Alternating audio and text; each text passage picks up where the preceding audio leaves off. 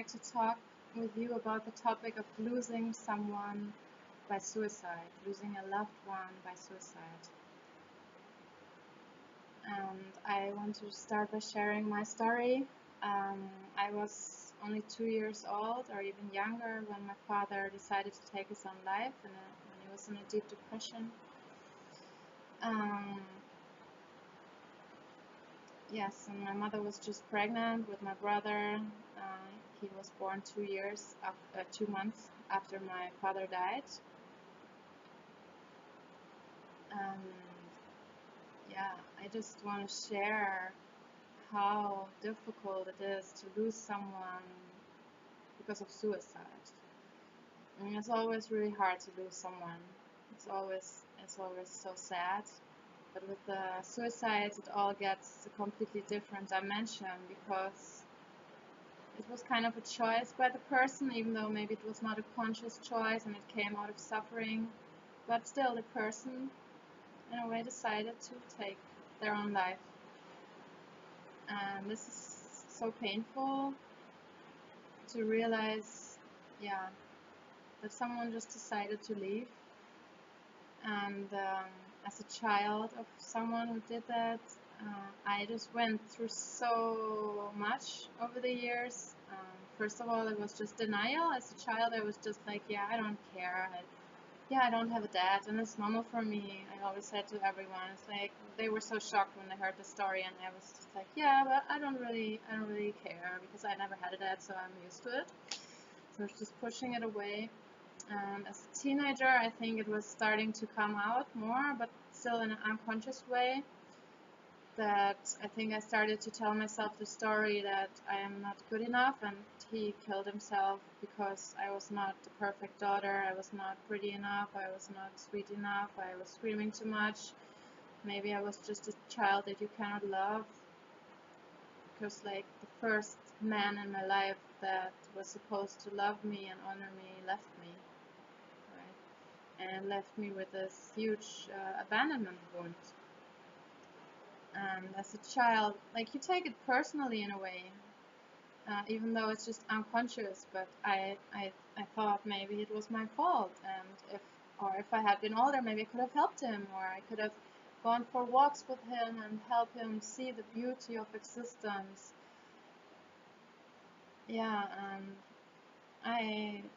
yeah, my mother did really great job raising us, but I missed having a father, and I really missed that energy. And I was looking for it in other ways. And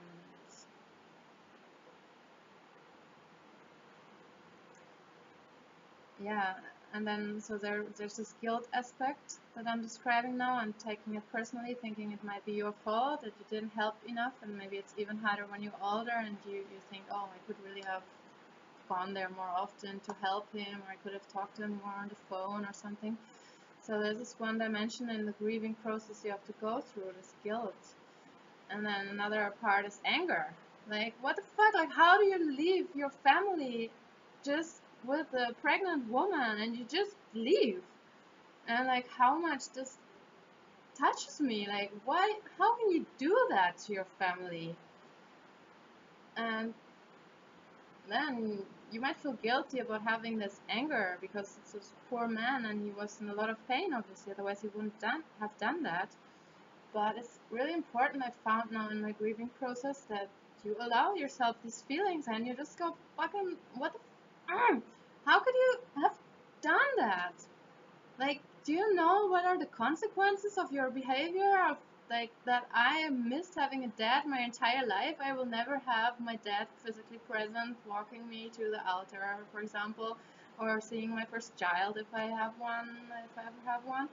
Or, it just comes back and back. And he just didn't do it, it happened back then, but it has consequences and we carry them and we miss him. We miss him so much still. Um, and yeah, and of course, then when you've expressed the anger, you can also let it go because there's space for compassion and feeling that, yeah, he was in so much pain and he must have been. and to see that and to embrace him and to feel that this was just what had to happen, and that it made me the woman that I am. It made my mother the woman that she is. That made my brother the person that he is, and that from a higher perspective it was all perfect and it had to be this way. And I can see it like this now.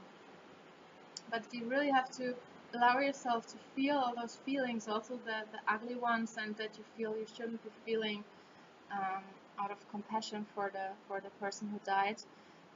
But you know, it helps me to think that I think my father would also have wanted me to get angry. You know, he wouldn't have wanted me to just swallow the feelings and be unconscious about it. But you can allow yourself to feel the anger, and then allow yourself to feel the guilt and the sadness and your love for him. You can feel this love and compassion about his suffering, what he has gone through. Yeah. So I'm just telling my story to encourage people who have made the same experience to really be open about this and not be ashamed, and to talk about it with others. Maybe it's not, you cannot talk with every person about it because people react in a different way, but maybe you can find other people who have experienced the same thing, because suicide is actually very common. Um, Talk about it, feel into it, make some rituals for the person. You can light a candle together with your family, or write letters to him, or like make a book about all the things you would have liked to experience with the person. These are things that have helped me to grieve, and also now I'm preparing a book where I want to honor him, like collecting some pictures and stories. So I asked a lot of people, what do you remember about him? Because I don't just want to remember this negative story of how he ended his life, but I want to also honor his beautiful life that he had until then. All the beautiful man that he was, all the nice aspects. So I'm asking people about that and putting it together in a little book. And I really like that, to honor him as my father and as the man that he was. Yes, so these are just some thoughts about how to deal with losing someone due to suicide, and I hope it helped you, it spoke to you, and yeah, and then you can take the lessons out of this life experience that are meant to be yours, because I truly believe there's a reason for everything to happen, and even something like this. There's a reason, and it's making you the person that you have to be. And yeah, so thanks for watching this. I'm sending out my love to my father, honoring him,